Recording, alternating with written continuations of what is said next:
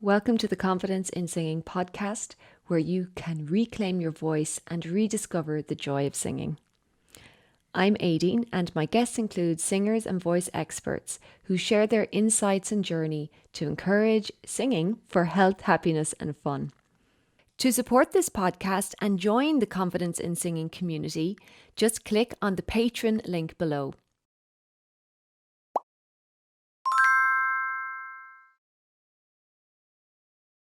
Welcome everyone to the Confidence in Singing podcast. I'm Aideen and my guest today is Carrie Griffiths, who is a vocal coach, previously professional singer, and now a business and transformational life coach.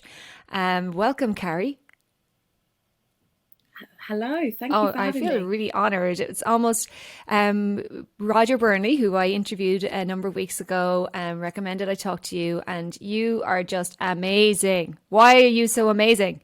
Oh, oh wow! Thank you. I just love what I do, and I love helping people, and I love giving joy to the world. I love life, and I wake up every day thinking, what great things are going to happen today, and something great happens every That's a single great day. question to ask in the morning. Woohoo! What great things are happening today? Yeah.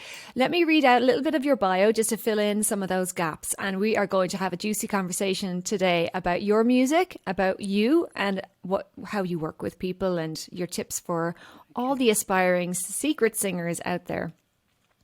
So, Carrie Griffiths is a voice coach, business coach, author, and former singer who has enjoyed success as an international performer and best-selling artist.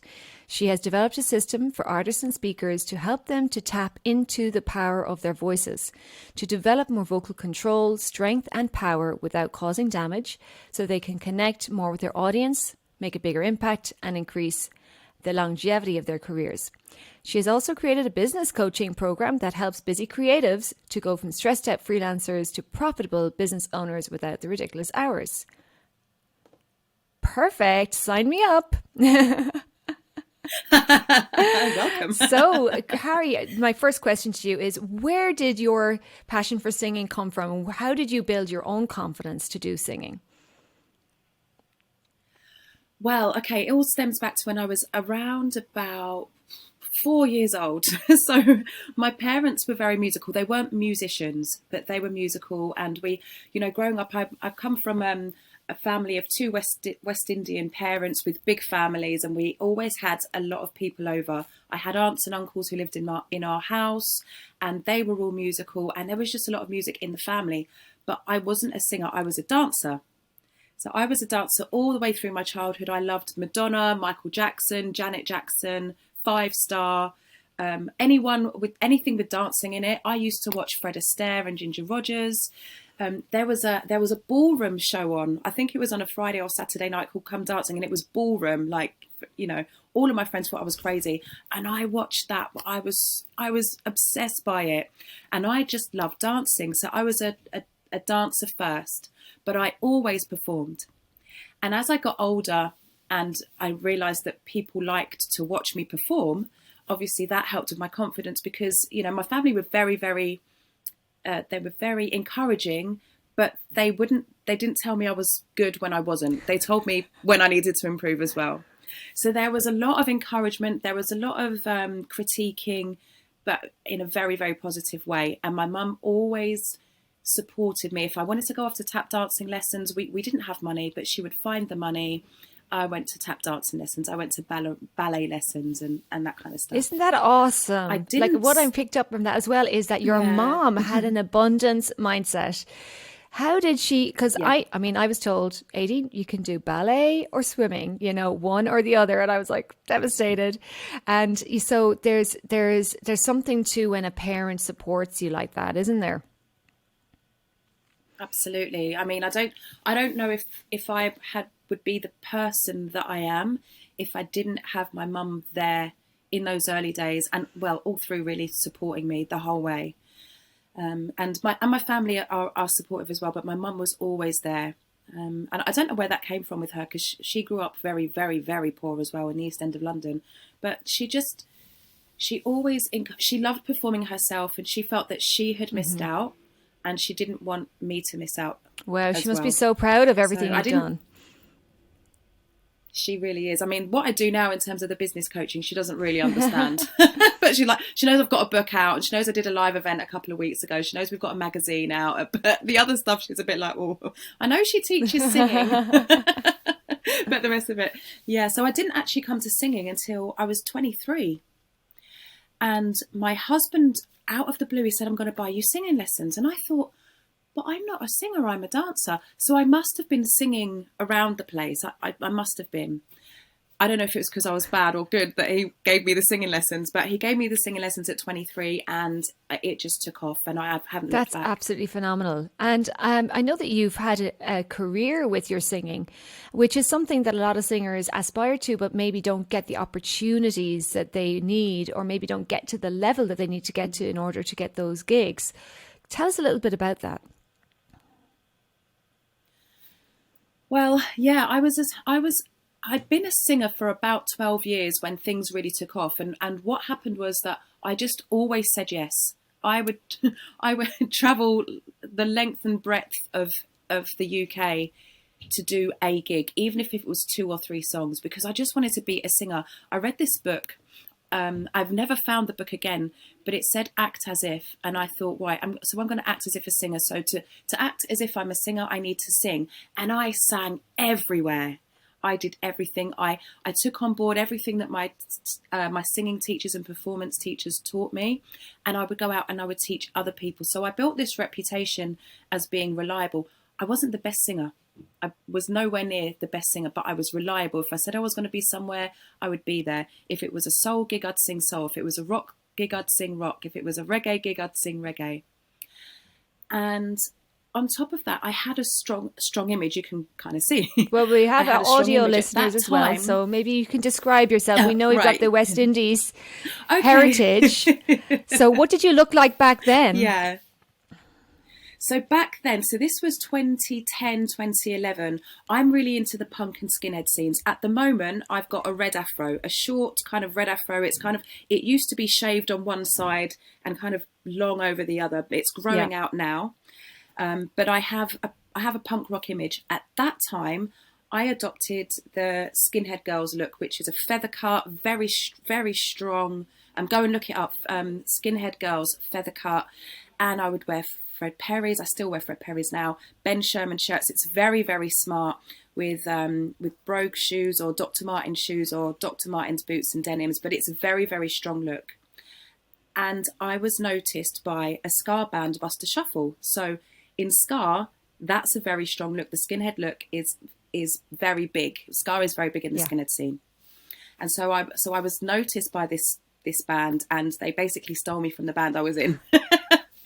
and then I spent 5 years with them, touring Europe, touring the world, and having all of these amazing experiences. Oh, that sounds amazing. I have a friend who's mad into ska music, and reggae as well. So I'll have to. What's the name of that band that you were with?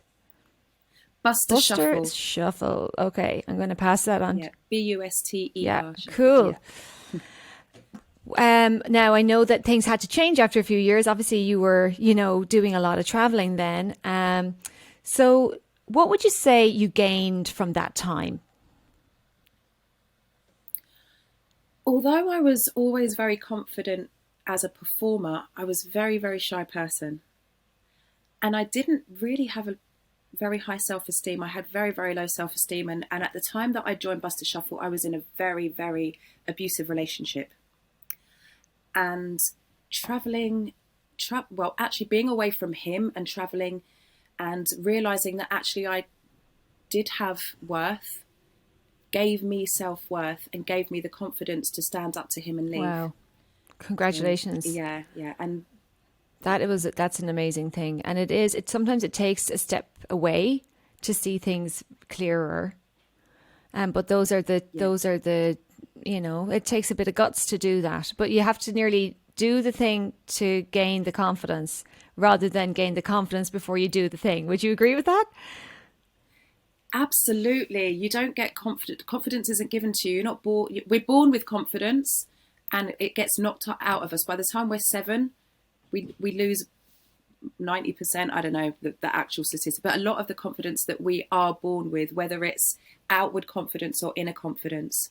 and it takes a long time to build it up. And sometimes we don't even realize. I was always that sassy one. No one can touch me. I'm fine. I'm fine.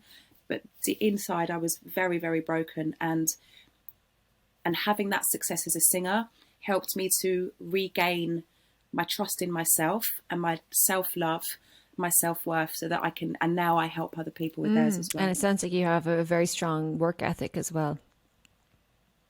Oh, absolutely. From the family I'm sure that you come from. That's really amazing. So, nowadays, if your confidence needs a bit of a boost, what do you do for that? I have a really strong community. So I don't know if you've ever heard the phrase, you become the people that the 5 people that you spend most time with. And I'm really fortunate that I've found and built a very strong community around me. So they pull me up when I need to be pulled up. And sometimes I just call my mom, She thinks you're awesome. I know that for a fact. That's great. Yeah, it is. So yeah. But in terms of building myself up, sometimes I just flick through because I forget some of the things that I've done, and I might just be scrolling through Facebook, or I might actually just go online and I'll see something, I'll see myself, and I'm like, I forgot that I did that. So then I go and search for something else, and maybe on those days when I'm like, when those days when you don't feel like a very good singer, like I can't belt today, or I can't hit that note, or I can't, I have a brass it nose happens. off. I just, yeah, it happens to all of us, and I go back and I remind myself of the achievements that I have had. And that reminds me that I will have That's more. beautiful. I've actually gone through a big phase of creating an environment that reminds me of stuff. So I found a beautiful little sticker that goes on the mirror that says, "Hello, gorgeous." It's bright pink. So my husband is a little bit like, okay, I use this bathroom as well. Is this for me too? I said, yeah, of course. He is gorgeous. So, and different affirmation cards and, colors that I enjoy looking at. And sometimes things stagnate in our environment. And by changing something in your environment, or even like that, getting something cool, a new haircut or a new pair of Doc Martens, and your identity becomes stronger, and you start to feel you again, because you've given yourself some self-love by saying, yeah, you can have that. Yeah. Exactly that. And one of the other things that I do, I don't live so close to the river now. I was brought up in Fulham and Hammersmith, right on the river, on a council estate. But you had the river. Which was great. And I had the river, yeah. And so what I would do, I tried to go to the river every day during lockdown for the to re-energize. And then I found that even when we opened up again, if I was feeling low, just to walk by the river, just to look at the ducks, nothing major. Didn't have to go and do a 20-minute long meditation. I just go and look at the river and watch the ducks, and back to simple life. That's just so true. It's absolutely brilliant advice. Really, really good. So I know you work a lot with aspiring singers, and not only on their voices, but on their careers. But let's start with voice work. So what is it that you find people need the most help with when they start singing? Self-belief, without a doubt. Without even the established singers, they always say, I need more confidence in something. And it's reminding them that it's okay to make mistakes. Yes. That's we all how make you learn. Mistakes, you have to. And that's how we learn. And so what I do in my lessons, when we try something new, I explain what we're going to do. I give them demonstrations. We try it together. When it's your turn, maybe it will work, maybe it won't. It doesn't matter. Yes, I love that. So it's giving that space to make mistakes and to get it wrong until Absolutely. you get it right. And for me, I talk a lot about play, because I feel like it should be playful. We say play music. So I think we play with our singing as well. So one of the pillars of what I do is play. And I really feel like it also helps your brain work better, because you tend, when you're critical, when you are being very linear and I understand it with my brain, so my voice should be able to do it, which doesn't always work that way. It's hard. You're being hard on yourself, Not good. Not good. Be One kind. of the things that I say is we're going to make a lot of exactly, be kind to yourself, make some silly noises, make some silly faces. It's all singing techniques are all silly. They're all silly Yes. noises. And sometimes you have to make the silly faces to get the Oh, noise great. out. I'm going to talk about that with my students more about silly faces. I do this one thing where when someone's really shy in a group, I'll get them to give everyone in the room a dirty look. Like, yeah, and they Oh have to look yeah. around. So that can be really, really empowering. So apart from say those more people starting off with you, I know you work also with singers that want to promote themselves and kind of are starting to lean into where's my audience and how do I do marketing and things like that. So tell us a little bit about that element too. Okay. Oh, there's so much there, but yeah, you're right. It's finding the right audience, because we all want to sing to everyone, but we can't. So it's about finding understanding your own values, and who are the people that you like to spend your time around. The kind of people you want to spend your time around are the ones that you will want to work with in terms of your internal network, your managers, your agents, promoters, crew, that type of thing. And then by attracting those people, you're going to attract those people as your audience as well. So if you're very wholesome and like pretty things and colourful flowers and that kind of stuff, you're going to attract those types of people. There's no point trying to attract a death metal crowd if that's if you're singing folk Yes. music, although they can cross over, but and those are extremes, right? Those are extremes. So yeah, it is very important to work out who your audience is, but it starts with yourself. So who do you want to spend time around? And that will tell you who you want to attract as your audience as well. So that's one thing. The next is understanding that it's okay to want to be a big, big, big superstar. When my singers come to me and they say, I don't want to be a superstar, I say, of course you do. You wouldn't be here if you didn't. Everyone wants to be a superstar, right? Yeah. So understanding and accepting that it's okay to want that. And once you believe that you can have it, then it's more likely to happen. It was kind of back to front for me, but I always kind of had this inner feeling as a performer that I was a great performer just because I'd done it for so many years. I was never a fantastic singer, as I said earlier, but I am still a great performer.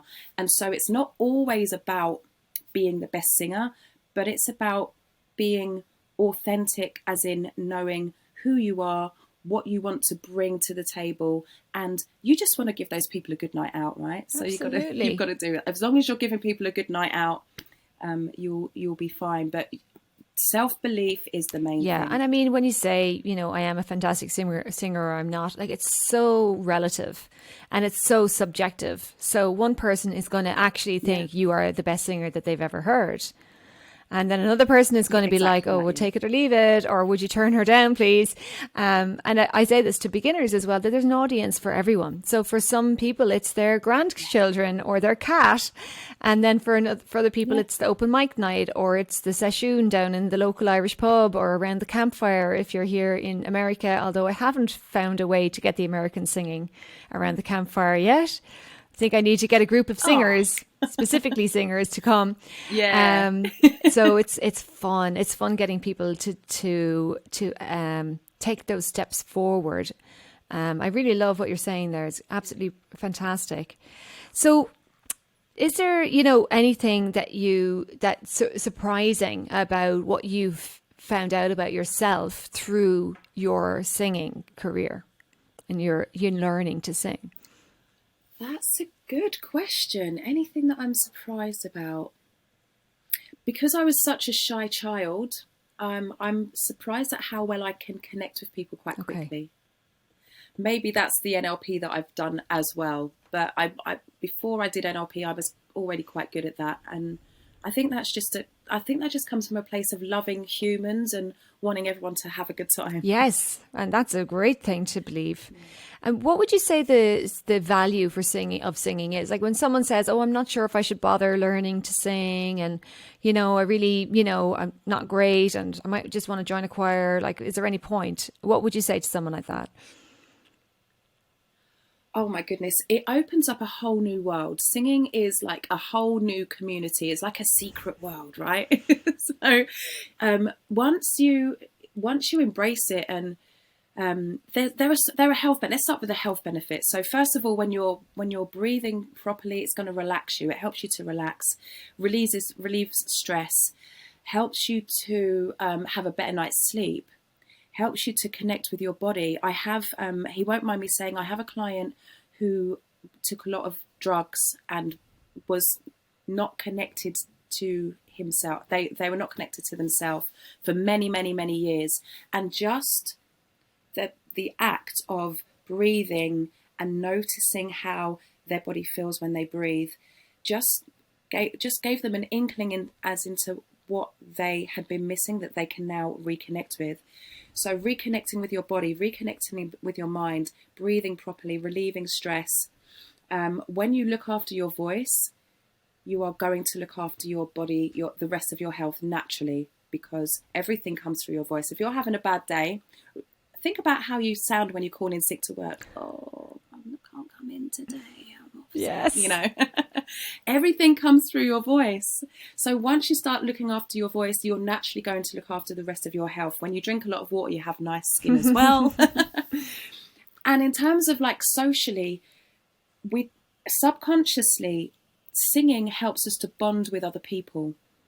Whether you're singing by yourself or you're singing in a group, especially when you're singing in a group, you will naturally start bonding with other people. Singing releases those feel-good chemicals into the brain. And so the more that you sing, even if you don't think you're a great singer, just the act of letting that voice out, let it out, you got to let it out.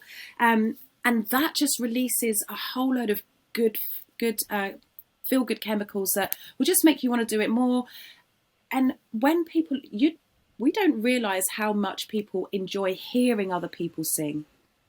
Even if you believe that you're not a great singer, people around you just like hearing you in that joyful moment, just enjoying the act of singing. Absolutely. I've said it in my last podcast, when you hear a bus driver whistling, it's like, yay, Exactly. It's so much, it brings joy.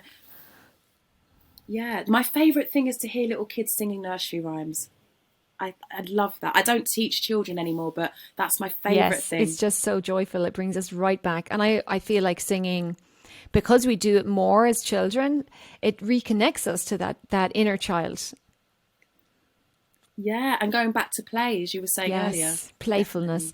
So can you I'd love to hear if there was like about a performance or a moment in your career where you just felt like, oh my God, I'm exactly where I want to be, and this is like the best.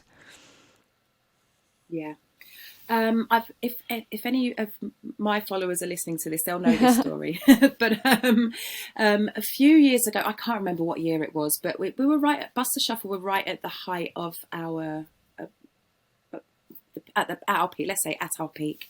And there's a punk band that I really love, and I've loved since I was a child, called Cock Sparrer. Since a teenager, called Cock Sparrer. And Cock Sparrer were headlining, and we were supporting them. I think we were maybe 2 or 3 bands below them on the lineup. And there were thousands, I don't know, 20,000 people maybe. And they had been singing our lyrics, and they'd been, they used to call me Rude Girl, Rude Girl. So they'd been chanting, Rude Girl, Carrie, and it was awesome. And I was like, yeah, I've done it. And so I picked up my beer, and I held up my beer, and I said, Prost, that's the German for cheers. And I was like, you did it, girl. Yes. Yeah.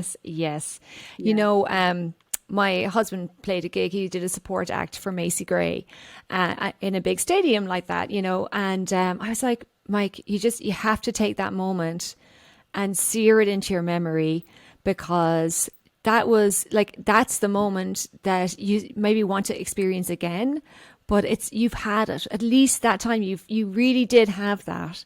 And I really feel like, we are sometimes as singers, or even in life, we're aspiring for some moment. But when you are in that moment, you have to fully let yourself be there and experience it. And it sounds like you acknowledge that moment in that moment, instead of just thinking, oh, it's another gig, which, Mm-mm. Yeah. That's I think one of the reasons that I appreciated it so much is because I enjoy the process. And in business, there's this thing: enjoy the process, and it can become a cliche. But I just loved going out and singing anywhere. I'd sing in the street, on the bus. My daughter got used to it. By the time she was 6, she knows that mum just sings everywhere. You know, I just enjoyed the being in a van, loading up the van when it's snowing and it's like -15 in the Czech Republic. It was hard at the time, but I was like, I would rather do this than be in working nights in Sainsbury's, you know? So it was just appreciating every single moment. And while I was leaving, when I was in that abusive relationship and I was going through the transition of leaving that guy, I stumbled upon mindfulness, and I made a conscious effort that if, you know, I would just appreciate every moment. I got to the point where we were on, I can't remember where we were on, somewhere in Germany. We were on a long drive. It was like a 16-hour drive. And, you know, we hadn't seen our beds for about 4 days, and we'd slept in the van overnight, and all of the toilets were, you know, at the roadside toilets, you know, that kind of glamorous stuff, you know, the glamorous stuff. I'd been going for a wee by the bins at a stop, you know, it was really, really glamorous stuff, you know. Anyway. Thanks for sharing that with us so that we can get a visual of it. If you're going to be a singer, this is what that's what you're letting yourself in for. Very, very true. It's not all first class and green rooms. But at some point after a proper hand wash, one of my bandmates offered me a chocolate hobnob. And I was like, this is the best chocolate hobnob I've ever had in my life. Because I was just I'd just been practicing mindfulness and appreciation and gratitude. And so coming back to my point, when I had that moment when I was like, yeah, we've done it. It was a big moment, but it wasn't one that I had ever anticipated. Isn't that amazing? I'm so proud of you. That's just so fun. And I hope you're going to be doing some singing again. I know that when we chatted briefly before we got together today, you mentioned that you might, maybe. Yeah, I mean, I stopped performing in 2017. The breakup with the band was difficult. It wasn't nasty, but it made me question a lot of the things that I had been doing for a long time. And I said, I don't want to perform anymore. I started saying I would never perform again. And then I thought, you know, why put that limitation on yourself?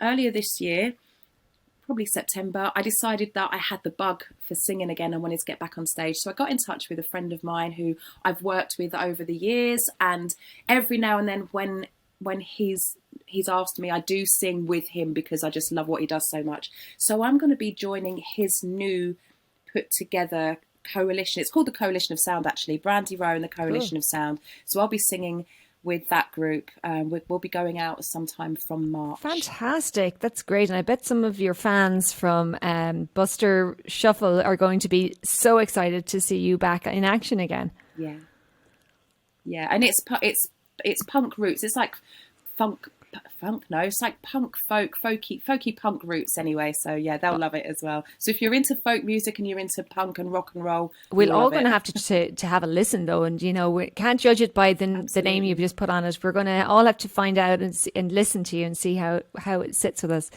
So yeah, you might get a nice surprise. Exactly. And, you know, it's your energy. So sometimes you'll be surprised what you might enjoy because it depends on the singer and what you get from them and that vibe from them.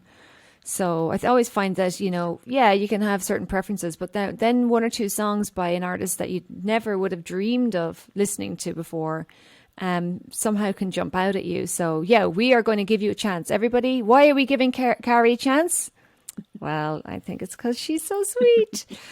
Now, tell me a bit more about the life coaching side of your business and the business coaching, because I know that we may have some listeners that run their own business or that maybe want to at some point. What kind of work do you do with people in that arena? And I mean, why did you decide to move into that? What was the instigating factor? I see a lot of creative entrepreneurs who are freelancers, just kind of not quite drowning, but very confused and then getting overwhelmed and not sure what to do next, not sure what a business actually looks like, rather than being self-employed in a job where you're just a very, very bad employer, working all the hours. You wouldn't expect to go and work for an employer and work 12, 14 hours a day without a lunch break, without holiday pay, without sick pay, doing all of the jobs. You would expect to have one role that is very defined, and that's the job that you do. But as freelancers and entrepreneurs, we find ourselves doing lots and lots of different things. Some we're not so good at. Things leak. There are holes in what we do. We're not sure. We don't know what we don't know. And so what I do is I help creative freelancers to put some things in place to make you less busy, so that you're not overwhelmed, you're ending the confusion, you're more organized. It's not particularly sexy, but it gets the job done, so that you become a profitable business owner rather than someone who is a bad employer for yourself. And how did that you come into that from the singing? Was that like one of your students kind of, because that's it has happened to me, where one student will be like, Aideen, I have a feeling you can help me with this. And it'll be maybe a little bit more spiritual or psychology or something related. But I love when that happens. How did that happen for you? Well, actually, I got my own business coach and mentors. And because I didn't realize when I started voice coaching, I didn't realize that I had a business. I just did it. I put out an advert for £6 and I made the money back in one student, and it grew. Within 3 months, I was fully booked, but I wasn't enjoying myself. I had all this money and I had all these clients, but I had no time for myself, and I had to learn how to run it as a business so that I could. I don't earn as much money now as I did, but I have a lot more peace. So I had to learn how a business runs. So how did I get into helping others? Well, actually, one of my business coaches asked me to start a business with her. And so, yeah. So she had been my coach and mentor. And there are now 5 of us who have a business where we help female entrepreneurs. And so that then gave me the confidence to go out and help other people. And so now in my own business, I help creatives of all genders to go from being busy and overwhelmed freelancers to profitable business Wonderful. owners. It's so needed. It's so true as well, because the amount of times I'm like, oh my God, I just do not want to have to go into the back end of my website and do this one thing, or I don't want to have to, copy and paste this bio. Sorry now, because I'm going to make sure that your bio is copied and pasted everywhere. But it's like every time I have to do it, I'm like, oh, somebody else could help me with this. Yeah, and apologise because mine is really long, so you have to edit that as well. So you're a graphic designer, you're an editor, you're a website designer, you're an accountant, you're a bookkeeper, you're a PA. Completely, and it's so true. So anyway, I'm definitely going to talk to you a little bit more about that work that you're doing, because I'm really curious how you might be able to help someone like me, because I'm hoping to also launch an album next year and get something moving. Now, I just wanted to come back to something we kind of touched on before we started, which was finding your identity. Because when I was asked what my dream was, I was 28 at the time, I said, I want to be a singer, but I can't do that.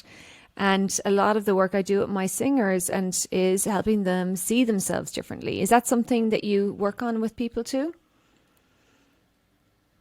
Yeah, it is. I mean, not in such a direct way, unless we're actually working on a person's image. But it's more subtle. It's more about building, as I said earlier, the self-belief, and what is it that you want? If you're not a singer, then what are you? And we don't have to actually identify ourselves as singers. So for a long time. Yeah, I was a singer until I got there, and then when I was a singer, I was like, oh, I sing with Buster Shuffle, or I described what I do rather than saying I'm a singer. So if you say I'm a singer, what's the first thing people say? Oh, you're going to go on The Voice? Are you going to go on Britain's Got Talent? They're not seeing you as a person. But when you explain what it is that you do, I travel around Europe and I help people have a good night out. Oh, how do you do that? Well, I'm in this band and we do such and such and such. Oh, really? What's that about? And so you give more of your you're sharing more of yourself rather than just this this blanket Title. kind of label of Yeah. I'm a singer. Of I'm a singer. And it puts less pressure on yourself as well, because you're actually talking about yourself rather than being a singer. That's really interesting. That's a good idea. Yeah, when I first started off, I would always say I help people. Da da da da da. I very rarely said, "Oh, I am a singing teacher." I would say, "Oh, well, I help adults who want to learn to sing for fun," and that was it. Now it's changing because I feel like I'm moving into something a little. You have to change what you do as you evolve, also. Exactly. When I first started, I would teach anyone and everyone, literally, and that's why I was fully booked so quickly. I would teach 5-year-olds, 80-year-olds, someone who just wanted to see if they would have a voice. I would teach anyone. Now I'm very niche. I teach people who are working towards exams, auditions, or performances. Or if you are a hobbyist, you want to put in the long term. You want the long term gain of actually learning how to use your voice. So I don't really work with anyone who just wants to try it for fun. There are people like you for that, and that's perfect, because we need singing teachers of Absolutely, every kind. definitely. Yeah, great. Okay, well, we're going to be finishing up in a few minutes, and it's been an absolute pleasure talking to you. I'm so excited to go and check out your music and encourage all of our listeners to find out more about you, Carrie. So before we go, is there anything that you wanted to, or any links that you'd like to share so that people can connect with you, and or anything, maybe any last words of encouragement? What do you really want to say to the listeners right now? That's a really good question. Oh God, so much. Which one do I pick? Go out and have some fun. Whether you do want to sing for fun or you do want to be a professional singer, if you are a professional singer, own it. It's okay. As I said earlier, it's okay to want to be a superstar, and you are a superstar. You don't have to be Beyonce to be a superstar. Maybe you'll even go further than her, But as long as you are owning what you do, even on those dark days when you're feeling like, can I really do this? Yes, you can. You absolutely can. If I've gone out and I've become a best-selling artist, and I come from a council estate in Fulham, you can do it. Great. Fantastic. So tell us how to connect with you then as well. Okay, so you can catch me on LinkedIn, all of the socials apart from Twitter. So LinkedIn, Facebook, I'm just Carrie Griffiths. You're welcome to follow, add me as a friend. I'm friendly to everyone.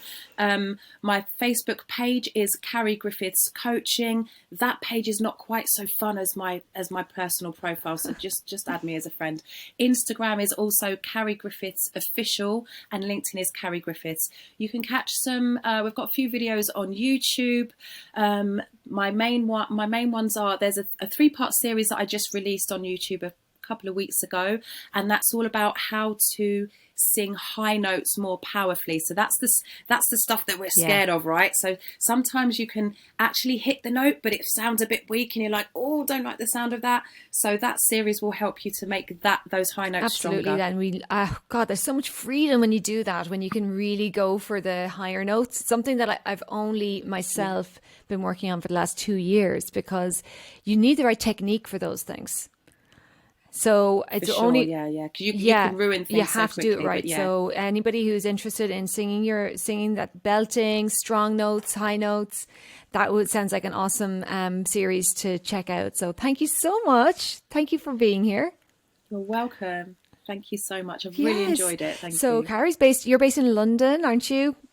And so if anybody's over there, we're going to have to find out when your next gigs are going to be, and book in for a lesson, guys. Why not? And go for it.